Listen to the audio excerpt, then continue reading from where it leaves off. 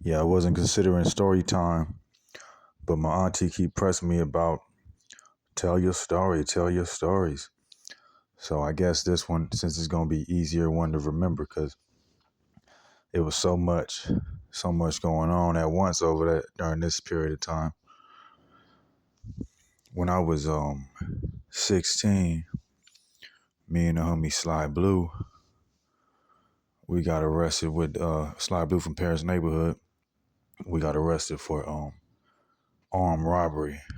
We was alongside. We had another co-partner from Peblos, the homie Trigger, Vadus Peblos, which usually, you know what I'm saying, our hood's beef, but we was tight, we was cool, you know what I'm saying. But yeah, we ran up in the store, man, mask on and everything. Everybody, you know, we got away. Then they came to the apartments. They found us, and we was young, we was dumb. The homie from Peblos, when we was leaving, running from the store, the Thrifties, the homie from Peblos, he had one of the drawers from the register in his hand, bro.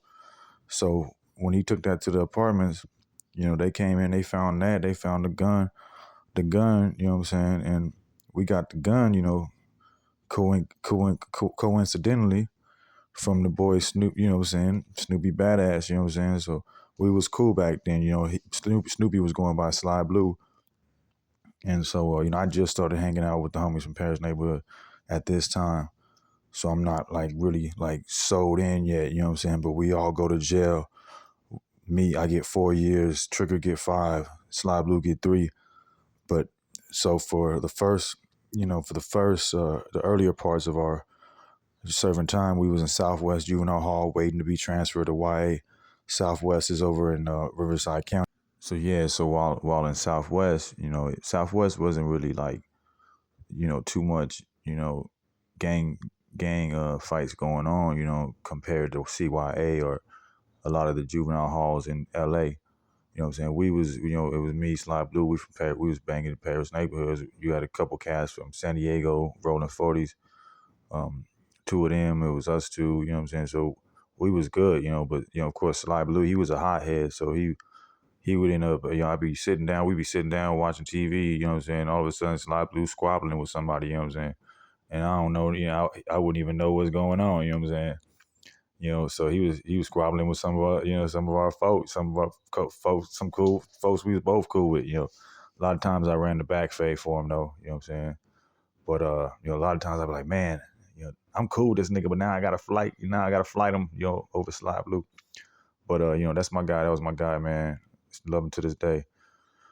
But we was in Southwest, finally we get transferred to Norwalk, which is a reception, California Youth Authority at the time. You know, this is like in 2000, the end of 2007, like October. We get transferred over there. And when we get to Norwalk, you know, it's cool too. You know, we get to Norwalk, me and Sly Blue together. We both banging in ends, neighborhood Paris at the time. And now we neighborhood East Coast, 1500s. But at the time we was neighborhood Paris script. So, you know, we walk up in that thing, banging the set. And shit, we surrounded by hustlers too. You know, so we was straight. You know, we had a solid round table of hustlers. You know what I'm saying? We had the homie down from Rolling 60s. You know, we had the homie from Rolling 20s. You know, the little young homie from Rolling 20s. We had me and the homie Sly Blue, and Paris Neighbors. You know what I'm saying? Then we had X-Ray from 9-0. If I ain't mentioned him already, we was right. Yeah, but at the time when I was in there, you know, we had so many hustlers that we was good, bro. You know, around the whole facility, Norwalk. But that was just reception. But anyways, it was chill. We was cooling. We had a day room.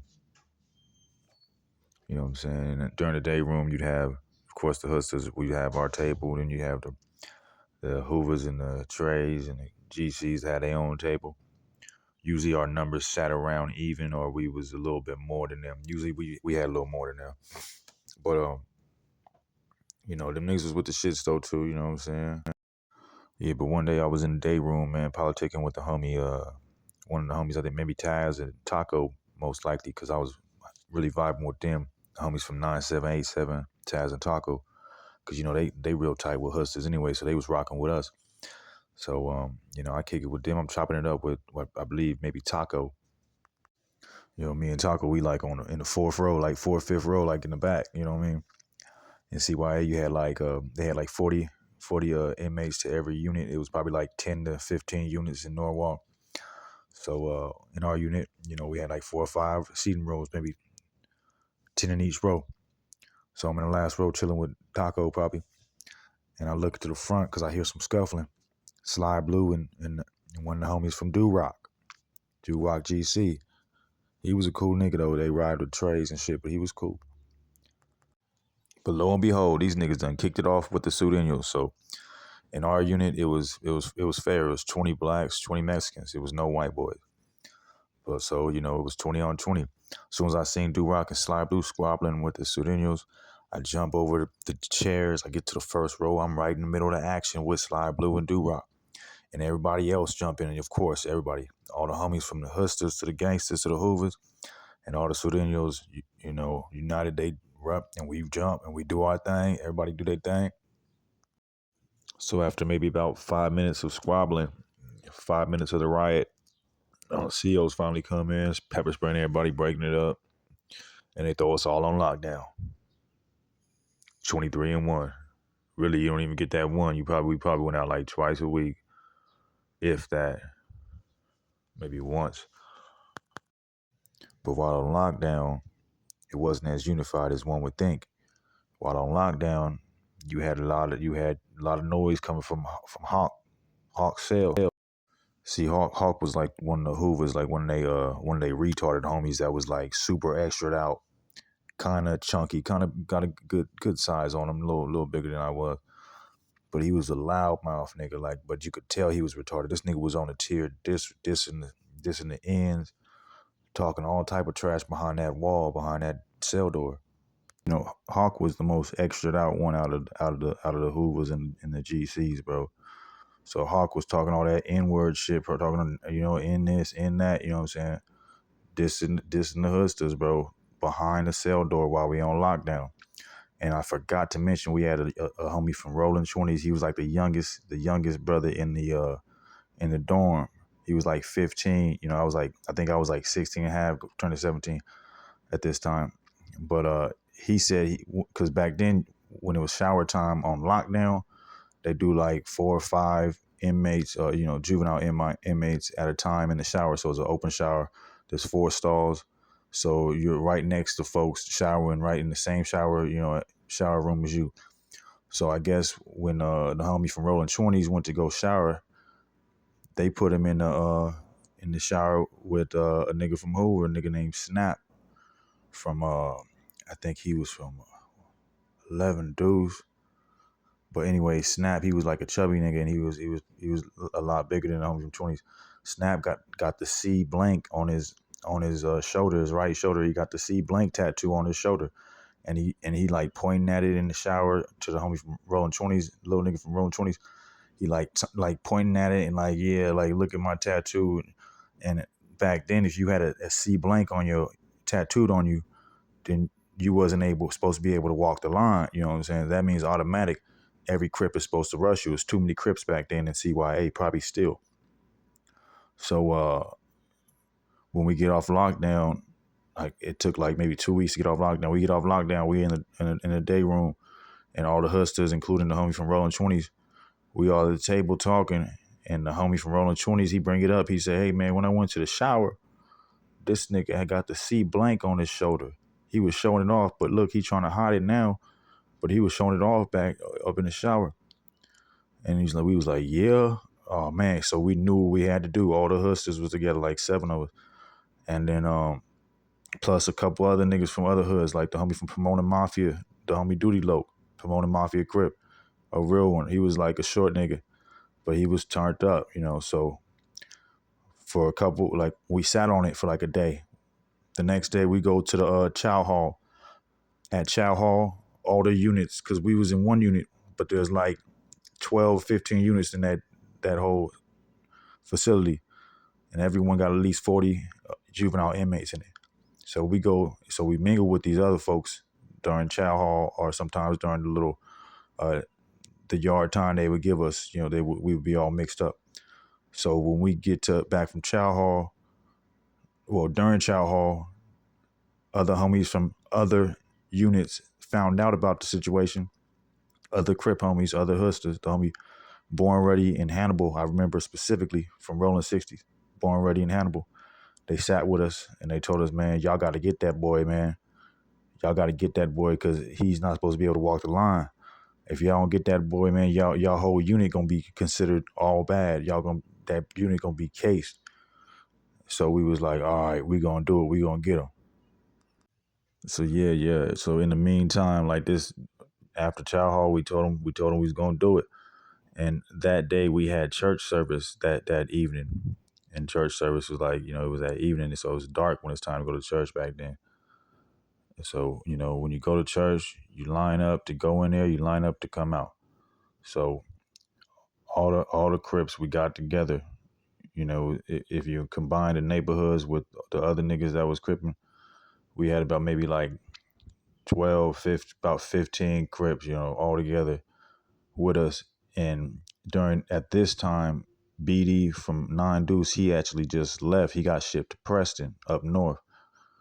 Because where we at, we was in reception still, you know what I'm saying? So now there's less Hoovers and GCs. Actually, the nigga from H-Ray had left already before this happened too. The nigga Newborn Menace. He was a cool nigga, but come to find out, he was hiding his case information. Come to find out, he was in there for molesting another boy. You know what I'm saying? He from H-Ray Gangster. But anyways, you know what I'm saying? He had left too, and he did a lot of diffusing during this time. Like when we was on lockdown, Hawk was talking that shit. The nigga from H-Ray was like, "Hey man, calm down, bro."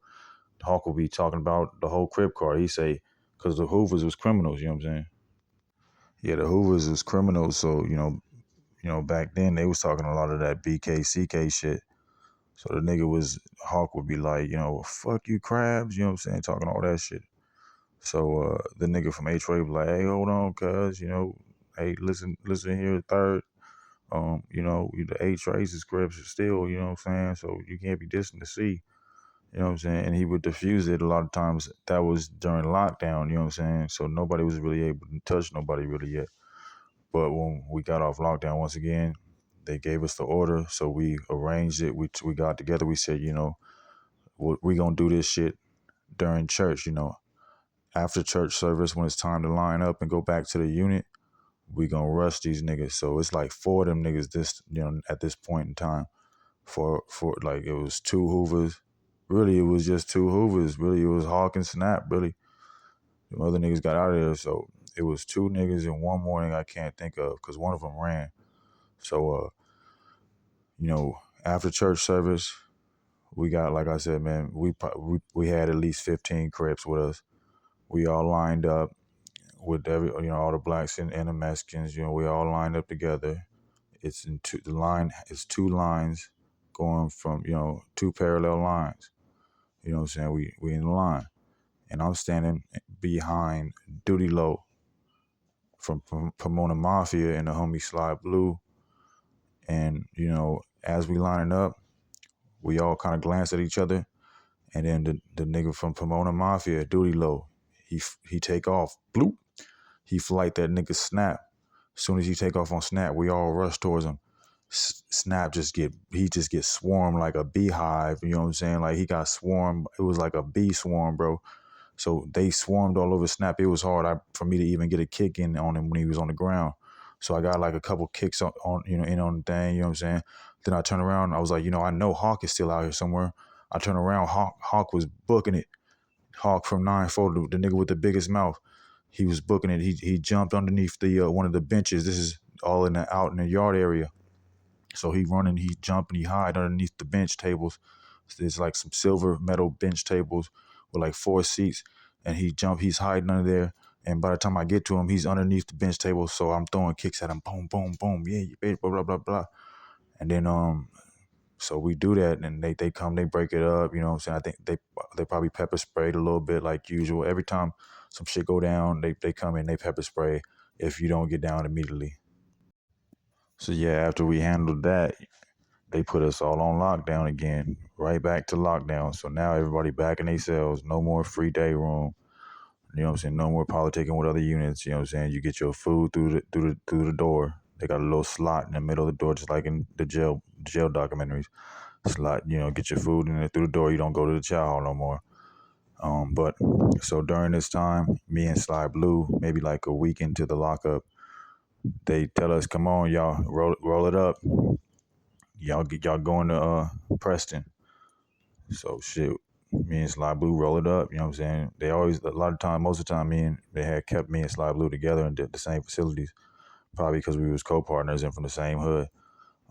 But we rolled it up. We went over there. Trigger was in Norwalk at the time, but Trigger was in a different. He was always in like a different unit. He ended up going to El Paso, and they said he had a lot of trouble up there, man. They said he couldn't run all his phase, man. But he's a good dude. He's a Muslim now, and he's a professional kickboxer. Got a lot of love for him still. But anyways, I wasn't with Trigger, so I ain't gonna talk about his side of the story. Me and Sly Blue, we get in the van with like maybe 4 or 5 other inmates. Duty Low was with us actually. Duty Low from Pomona Mafia. And so we chopping it up, listening to the radio, you know what I'm saying, as we riding out. We get to Preston, which is up north. It's over there past Sacramento in a place called Ione, California. So we get to Preston, me and Sly Blue. First time they separate us and put us in different units. So they put Sly Blue in a unit called that shit was called Evergreen. Fuck, I forgot his unit name, but was it Arbor? But they put him in a unit, and his unit, I think he was straight. He only had like 2 phases to catch immediately or whatever, you know. But his unit was right next door to a couple enemigos, though. There were a lot of enemigos, a lot of A-Trays and Hoovers. So when we get over here, really, so they put him in one unit, and then they put me in another unit. The unit they put me in was called Evergreen. And during this time in CYA, when you get checked in, first they put you in a cage, and they have whatever organization you running with, because I was pushing neighborhood Crip, but we fall when we went to Preston, we fall under it's a Crip thing. You still got to catch your phase though with all the other enemigo Crip hoods. So but anyways, they put me in a cage. Which is right next to the day room, so I'm able to see the day room area, see all the other inmates in there. And then it's about 40 inmates. They usually keep it about that number, about 40 inmates, 40, 50 maybe.